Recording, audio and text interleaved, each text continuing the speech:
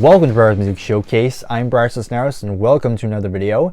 And in this one, I'm doing episode 2 of my 80 series, if that's what we want to call it.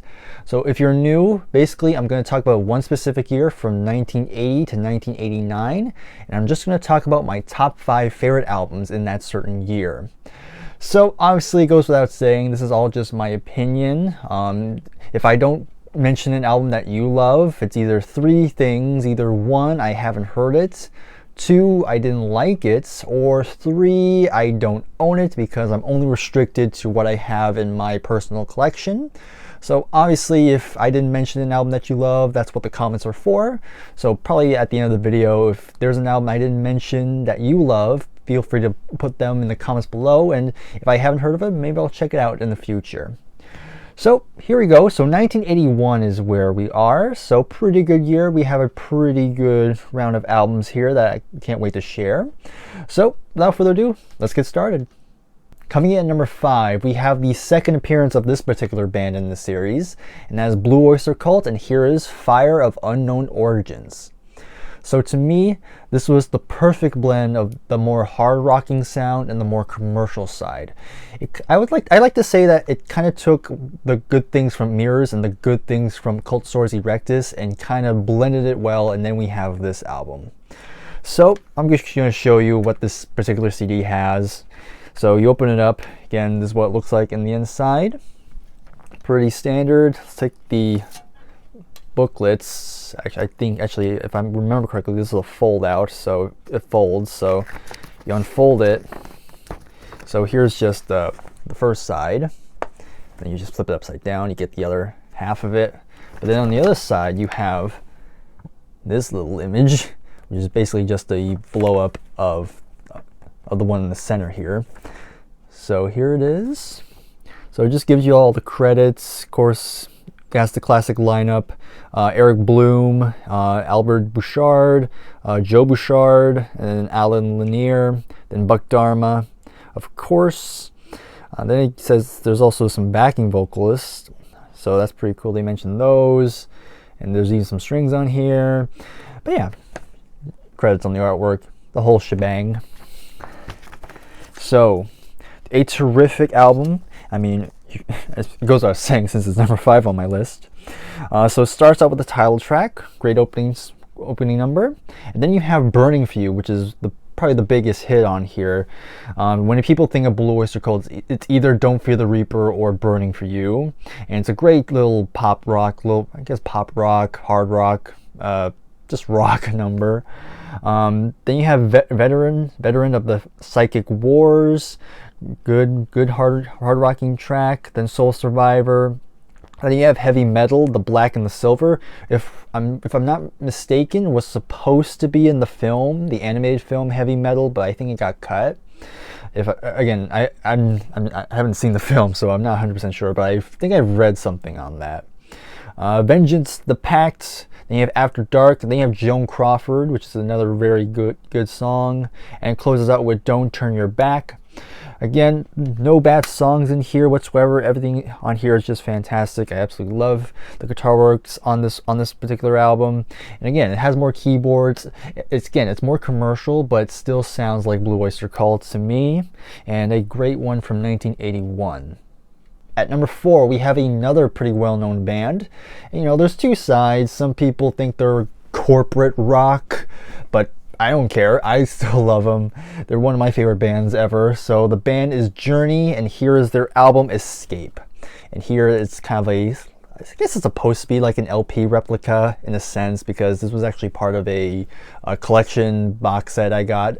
It's somewhere up there. I doubt you can see it, but I don't know. That's kind of where I got this particular issue. So here you just have the album cover, which I'm assuming is supposed to be some spaceship bursting out of either the planet or a bubble. I don't know, but I'm assuming it's outer space, because on the back cover you have a little ship going to this particular planet, maybe Saturn, I don't know.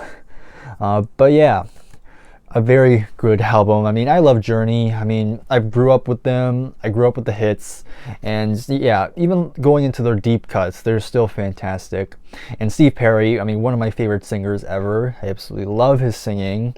But yeah, On side one, you have Don't Stop Believing, which, yeah, I get it. It's overplayed. I know, but I still love it. I don't get tired of it. It's one of my favorite songs ever. Just a great upbeat, very uplifting song. Just telling you to just don't stop believing. Just keep moving forward, basically. And, I love songs like that, And it's iconic, too. But then you have Stone in Love, which Neil Schon, really underrated guitarist. He just has some great solos and riffs throughout the album. Just very underappreciated. Even though, sorry to go on a tangent, but of course, if you're not familiar, if you don't know, Journey's kind of in a civil war at the moment. But if you just ignore that, I mean, the musicianship is just still spectacular. Anyhow, we're gonna move on. Who's Crying Now? Good, little slower, kind of ballady, not really ballad, but kind of a more mellow song, which is still good. Again, good solo at the end. Keep On Running, really good high upbeat song. Then side one closes with Still They Ride, a very underrated song. And of course, Steve Perry sounds incredible on that one. Side two, you have Escape. Another good one, Lay It Down, Dead or Alive. Then you have another very underrated song with Mother Father, and that's probably one of Steve's best vocal performance on it, especially if you see live footage of him singing the song. Just absolutely spectacular.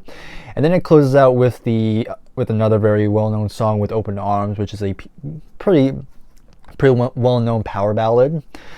And of course, Mariah Carey would do a cover on it, which actually sounds pretty good, actually. I'm not going to lie. But of course, we can't top the original.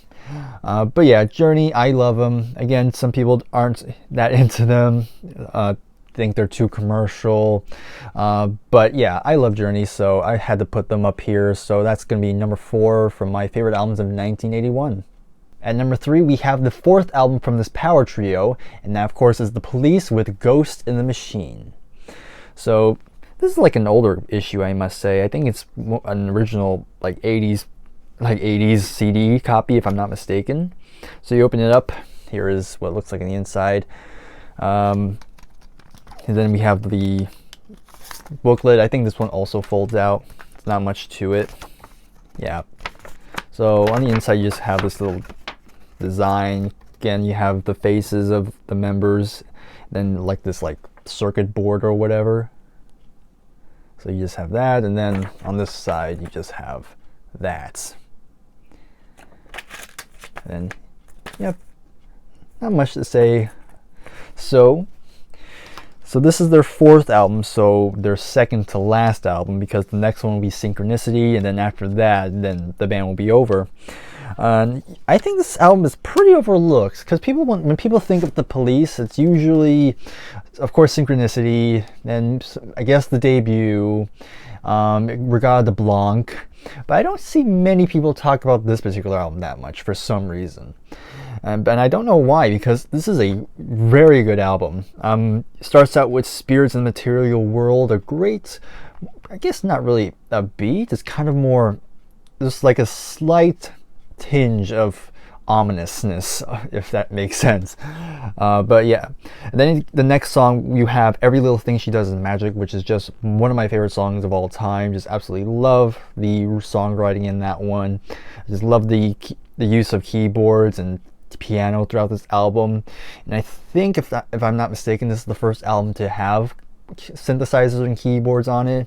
I could be wrong on that, don't quote me. But then you have Invincible Sun, another one that's great. Hungry for You, Demolition Man, Too Much Information. Now that's a good upbeat track.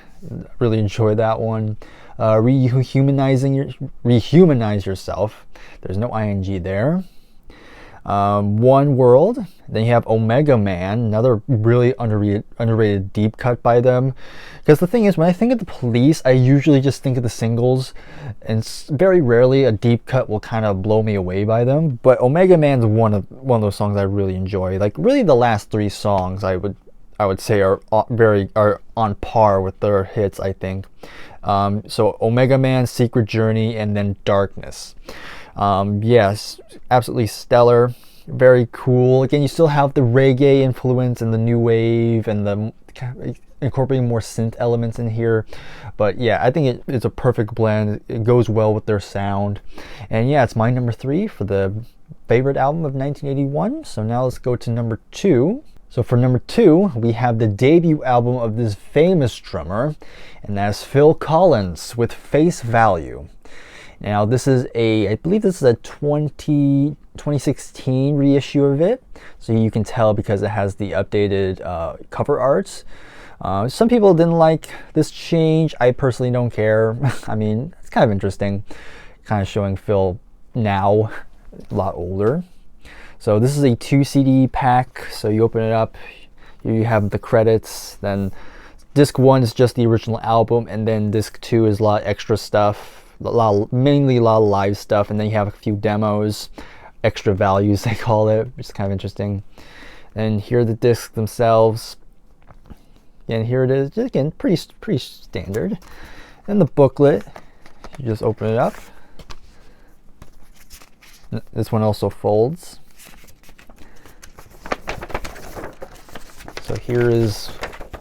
So on this side you have, on the bottom of this side you have the lyrics, and then on the other side you just have a little message from Phil, then the artwork again.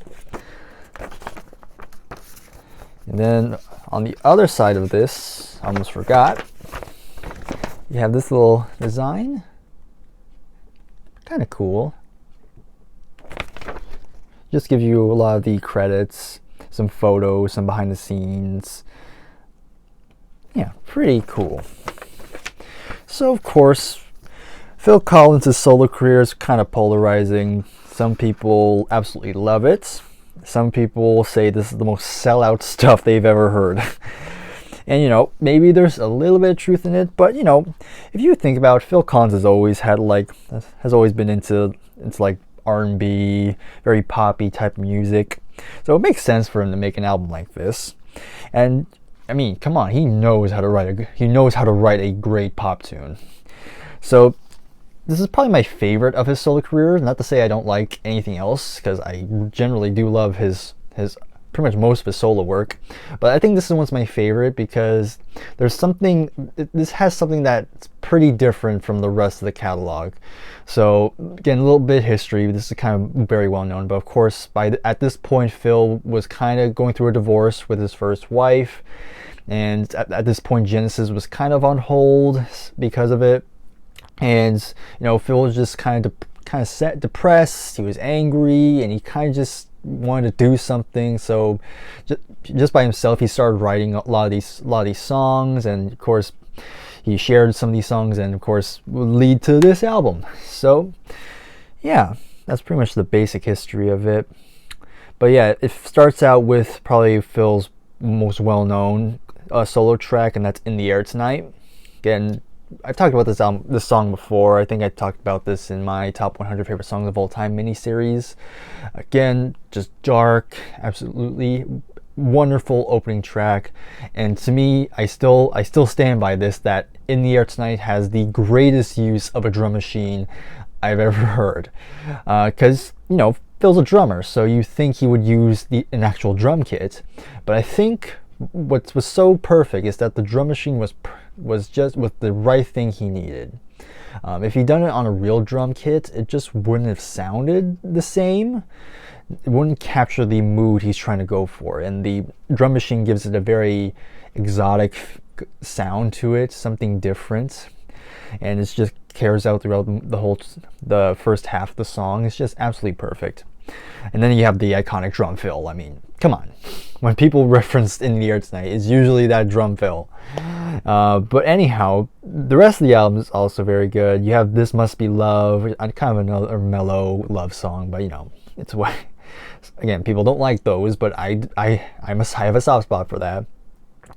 And then you have another pretty polarizing track. You have the Genesis cover with Behind the Lines, which was originally on Duke. And you know, there's some people who really don't like it because it kind of tarnishes the original.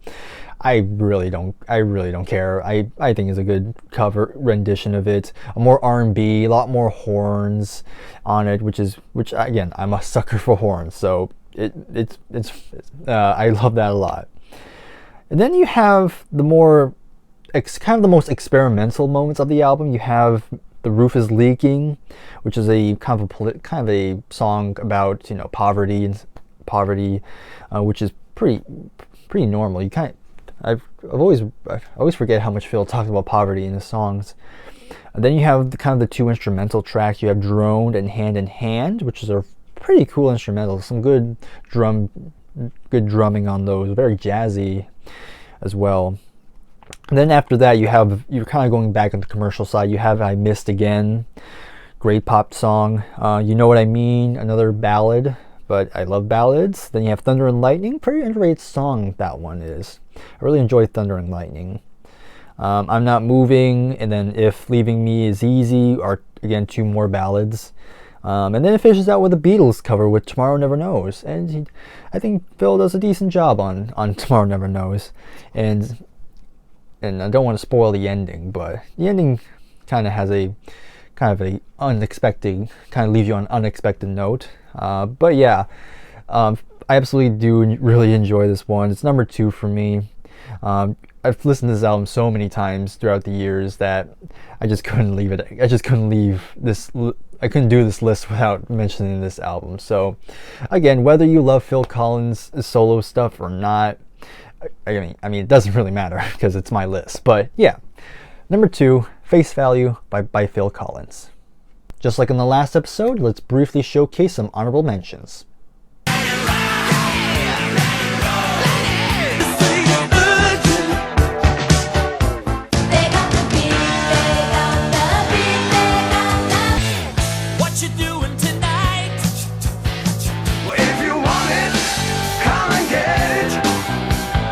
Coming in at number 1, and to some this was kind of a no-brainer, but yeah, it's gotta be this one. It's gotta be "Moving Pictures" by Rush. So Jason, you got it right. Congratulations to you, man. But anyhow, so yeah, this is usually the go-to if you want to introduce somebody to Rush. This is the one, because it's the perfect blend of the prog side and also the commercial side. And people say this is probably the best album by them during the 80s. So this is a pretty I can't remember when this particular issue came out. I was trying to see here. Doesn't really say, but it doesn't really matter. Here's what it looks like on the inside. I don't really do this very often, but just want to show the inside as well. You have the fingerprints of each member. And then take out this pamphlet. Again, this folds out like before. So this side just got the lyrics and the credits.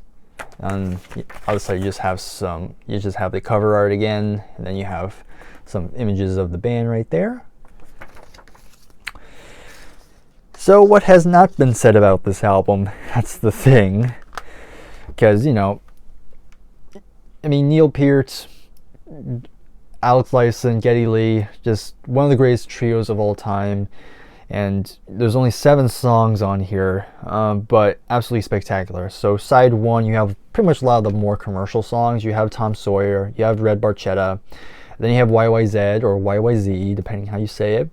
Great instrumental track. And then you have "Limelight," one of my favorite songs on here.